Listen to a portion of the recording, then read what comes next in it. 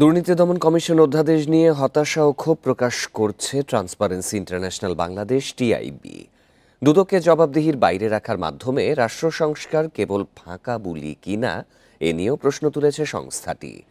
শুক্রবার গণমাধ্যমে পাঠানো এক বিজ্ঞপ্তিতে বলা হয়, বাছাই ও পর্যালোচনা কমিটি গঠনের মতো গুরুত্বপূর্ণ কৌশলগত সুপারিশ বাদ দেয়া হতাশাজনক।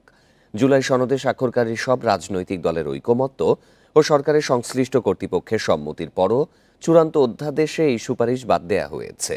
বিষয়টি রাষ্ট্র সংস্কারে সরকারের অনাগ্রহের ইঙ্গিত বলে মনে করে টিআইবি। সংস্থাটি আরও বলেছে, রাষ্ট্র সংস্কারের দায়িত্বপ্রাপ্ত সরকারের জন্য এটি স্ববিরোধী ও সরকার পরিপন্থী নজির।